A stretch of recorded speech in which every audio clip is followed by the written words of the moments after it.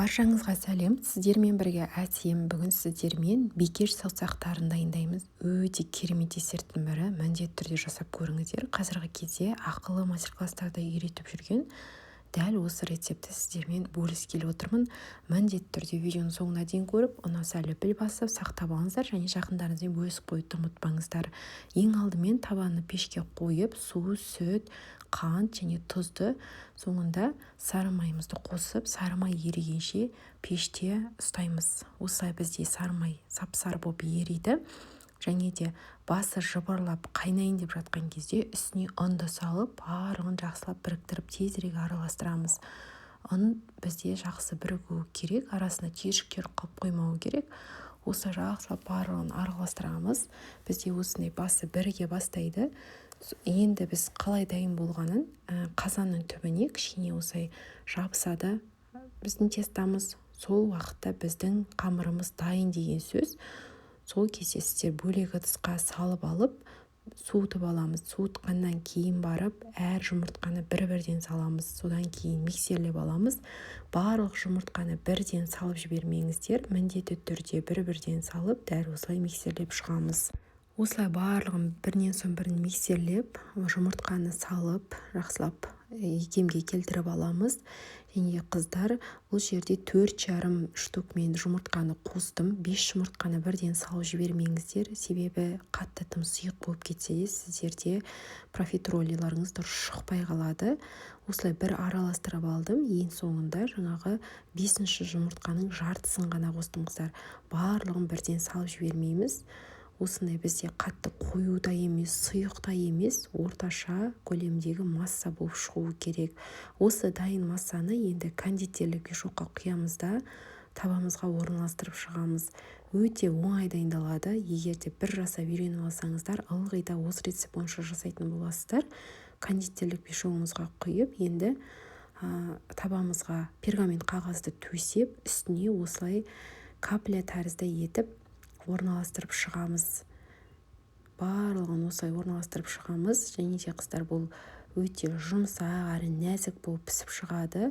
180 градуста шамамен беті қызарғанша 30 минут шамасында пісіріп аласыздар. Енді ол әркімнің пеші әртүрлі, соған қарай сіздер алып пісіріп алатын боласыздар.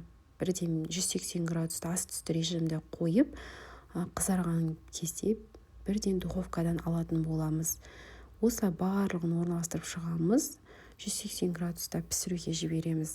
Өте оңай дайындалады қыздар. Міндетті түрде жасап көріңіздер. Және қонақ дастарханға жасасаңыздар да ең тиімді әрі торттың орнына пайдалансаңыздар да керемет шығады.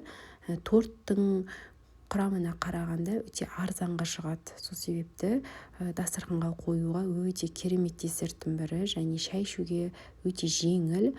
Осылай енді орналастырып шықтық.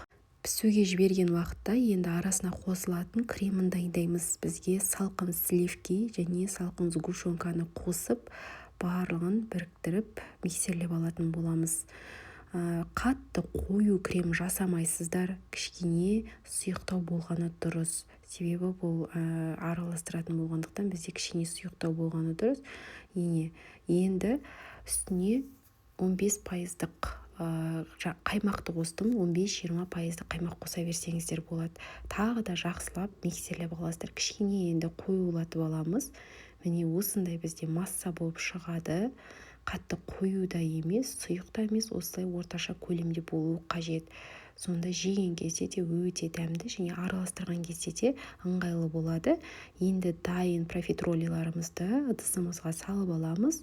Үстіне дайын кремді қосып, барлығын жақсылап біркелкетіп араластырамыз.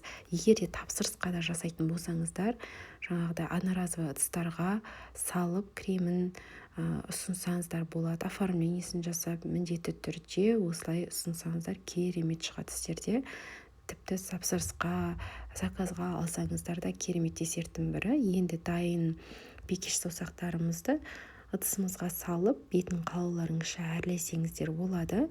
Осылай мен барлық ыдыстарға салып шықтым. Міндетті түрде осындай шағын ыдысқа емес тарелкаға салсаңыздар да болады. Бетін шоколадпен әрлеп, қалаларынша посыпка немесе түрлі жеміс-жидектер қосып әрлесеңіздер де болады. Ол да өте тартымды әрі әдемі көрінеді. Міндетті түрде жасап көріңіздер. Парақшам пайдалы, тіркеліп алуды ұмытпаңыздар. Алдағы уақытта сіздерге керемет пайдалы рецепттермен бөлісетін боламын. Және лүпіл басып, қазақша каналдың дамуына өз үлестеріңізді қосып, парақшама тіркеліп қоюды да ұмытпаңыздар. Баршаңызға ас болсын, жасап көріңіздер.